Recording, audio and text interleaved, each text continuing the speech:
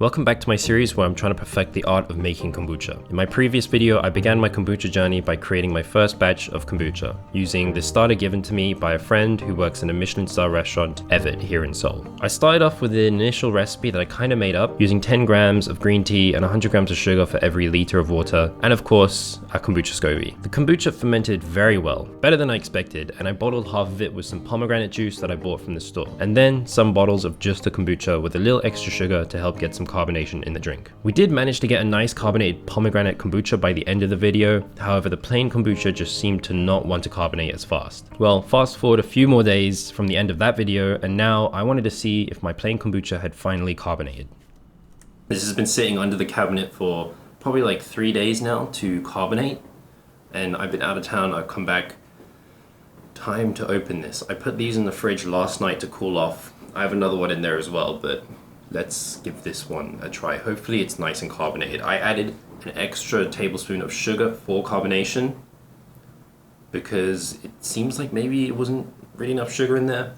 I did have a couple comments, well, one comment specifically saying that I shouldn't have used a coffee filter because that can actually get rid of a lot of the yeast that will help with carbonation.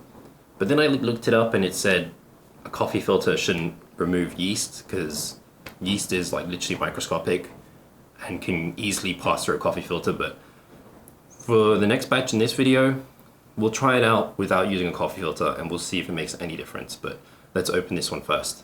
This is either very carbonated or not carbonated at all, and I'm really hoping it's very carbonated. I'm gonna put my hand on top just in case.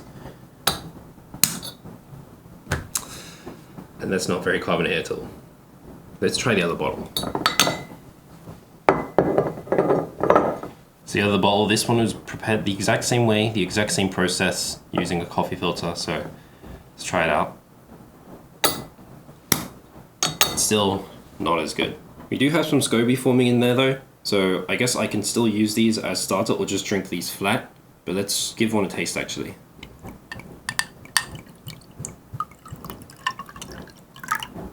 It's like super lightly carbonated.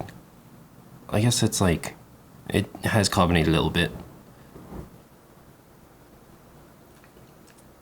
See, it's still quite sweet, I guess, from the sugar that I added. So that really hasn't eaten the sugar and turned it into whatever the sugar turns into in kombucha, but it tastes really good. So it's not too acidic, but I guess the sweetness does balance that out. But I think we'll give this another try with the new recipe. I'm going to be trying a different bottling technique this time, which might be a little bit more accessible for more people. And because these bottles are a bit too much per serving, because once you open these, you kind of lose some of the carbonation. So I want to make them in smaller bottles. I've been drinking a lot of sparkling water lately, and we purposely bought them in these plastic bottles because these plastic bottles, they're completely unlabeled except for the cap, but they're nice and tough and they're a good small amount. I think these might be like something like 300 and something milliliters, maybe 275-ish. I feel like that would be a good amount for one serving of kombucha per person. I do need to buy a couple things, so we're going to go to a place called Garak Shijang, which is Garak Market, G-A-R-A-K, and they have a shop there which sells almost anything you need for a kitchen. So let's go there real quick. I want to get like a filter sieve type thing that's not too fine but still fine enough, because obviously a coffee filter will take too long, all that kind of stuff. And if it is actually affecting my carbonation, like that one comment said, I'll throw it up here. This is the comment. I'm sorry, I didn't really take you seriously, but maybe you could be right, but we're gonna find out in this episode. If you hear meowing during this video, it's because Gooey's here as well. Gooey! Don't touch that. But how perfect is this SCOBY? Check that out. Pure white, clean SCOBY. Even Gooey agrees. That is amazing.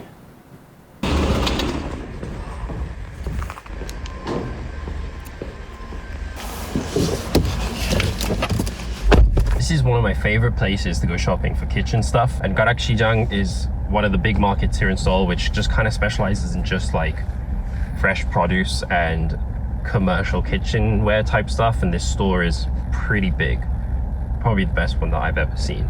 They've got everything you might need to open a restaurant. Garak Mall, so this is the shopping part of the market. That's where we're going, that's where the shop is.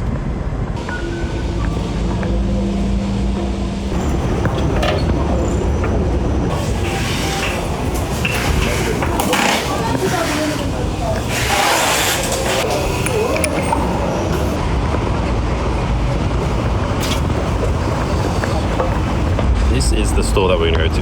Hanju Jubang Outlet.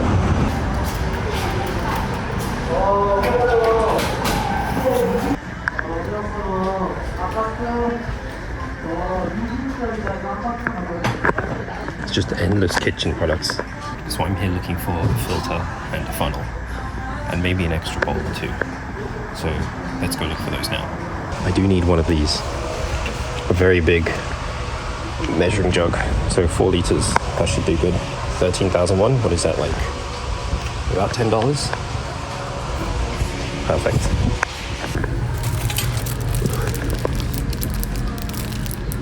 This thing is like $50. But it's Japanese, but it's really fine mesh. This could be perfect, but it's just so expensive. Okay, this one's a bit more reasonable. I think that could work as well. And it's, again, like $8, $9. So let's do this one. It fits on there pretty well. We have funnels here as well. Maybe look for this one. This is the smallest one they have. I would like something a little bit smaller, but maybe this will do. 2,800 won. That's like $1.50, $2 maybe. Perfect. I wasn't expecting to see this here, but they've got the pressure safe Bormioli bottles. And down here it has a little symbol that has a sparkling water and a thumbs up, which means this is pressure safe. You see it's round, whereas these ones are square. I think I've shown this in my previous video. Down here it says not pressure safe. So if you're looking at Bormioli bottles, look for that little symbol down there.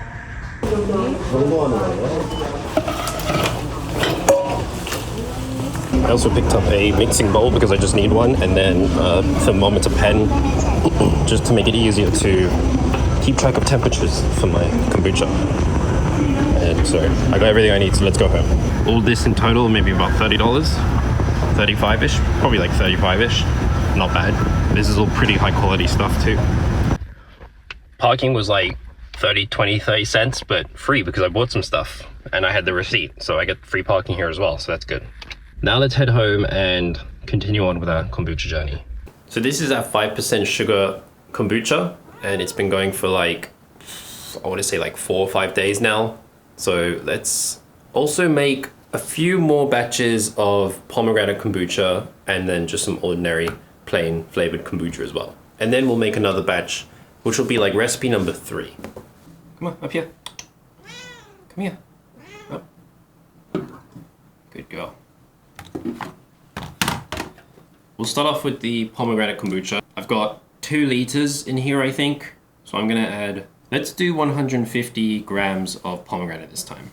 Wait, can you put you down? Put you down on the ground where you belong.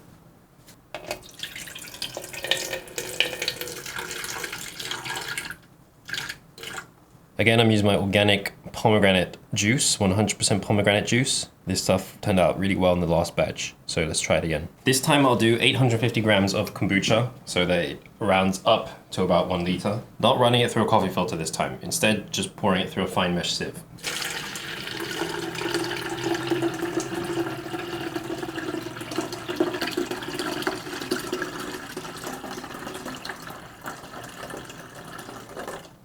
We're going to be doing plastic bottles this time, like I mentioned. What I'll do is I'll probably fill it up to the expiration date that's written on these bottles here. I don't know if you can see it very well, you can see there. We'll do it up to there, and then what we'll do, we'll squeeze the bottle to bring the liquid up to the top.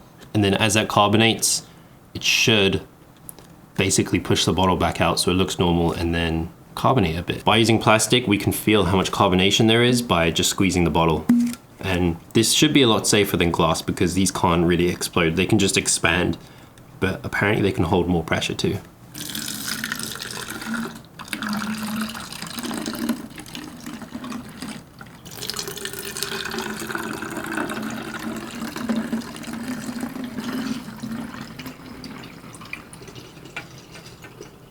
And when I say we'll squeeze the bottle, what we'll do, we'll give it a squeeze until this liquid is near the top. Close this off, and that pushes out a lot of the air, so hopefully it doesn't really go bad. And then as this carbonates, and you can tell it's carbonating because this will start to expand and then take on its normal bottle shape.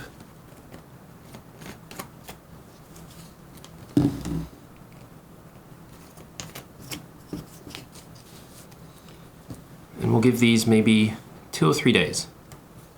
I also went ahead and did the same for the plain flavored kombucha, but because I haven't added any additional source of sugar like pomegranate juice, I added about a teaspoon of sugar to each bottle to act as a source of food for the carbonation. Then I just did the same bottle squeeze and closed off the cap before putting these away as well for a few days. I also did give this batch a quick taste, and I'm pretty happy with the plain flavor of this kombucha. Not too tangy and not too sweet, and I think it'll work as a great base for flavoring kombucha. It's been a couple days since I bottled these kombuchas, and there's been a big difference between the pomegranate flavor and just the plain old kombucha flavor. So as you can see, this has not completely expanded yet, although there is one.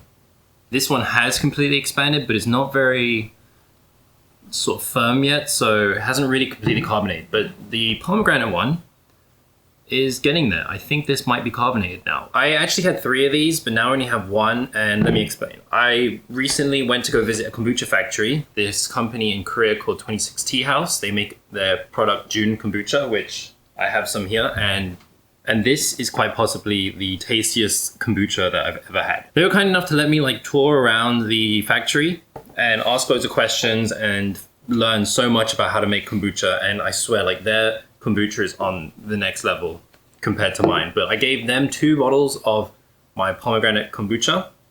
They had a taste. I think I have a clip here of him tasting it. 엄청 맛있어요. 스쿠비 보이죠? 이게 진짜 kombucha예요. They said it was pretty good. And those 2 bottles were pretty nicely carbonated. So this one should be carbonated as well. So let's open this one up.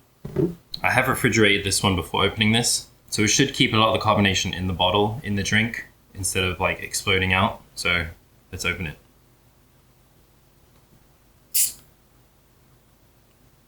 Got a nice little gas release, and I can see some bubbles coming up. Not too many.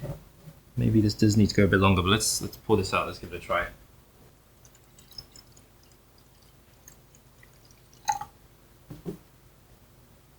Okay, this is a little bit of carbonation. It's got a nice, very light fizz from carbonation, but it's very, very light. The carbonation is very light. It's still a little bit sweet from the pomegranate, but it's got that like sort of pomegranate astringency, bitterness to it, so it's quite nice. A little bit fruity as well. I think this particular bottle needed maybe a couple more days at room temperature, or even just a little bit more priming sugar added to the bottle just to help it carbonate. But that's a very tasty kombucha right there. Not too vinegary at all. I think I'm really happy with my 5% sugar recipe as opposed to the 10%, because that really kind of limits the amount of like vinegariness that you get in this final product.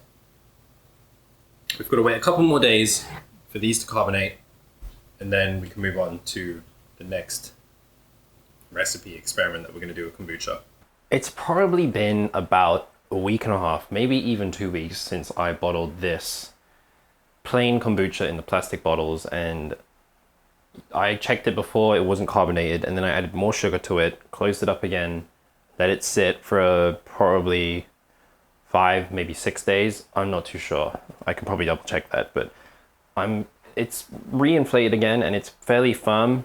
I did throw this in the fridge, but it's not completely cold yet, but let's just try and wrap this up and see if this is carbonated. If it's not, I'm gonna need some help in the comments on why you think this isn't carbonated. Let's just rip the band-aid off and let's just open this. So not much gas being released on opening and nothing coming out of the drink. Let's just give it a taste.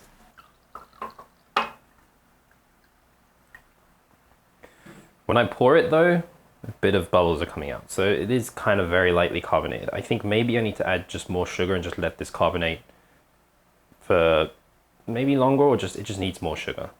Cheers. This is the plain kombucha, try number 2 in plastic bottles, carbonating it. Smells pretty good, just like kombucha. Not too strong, not too vinegary. Tastes fantastic. Very smooth. Not too sour, still a little bit sweet.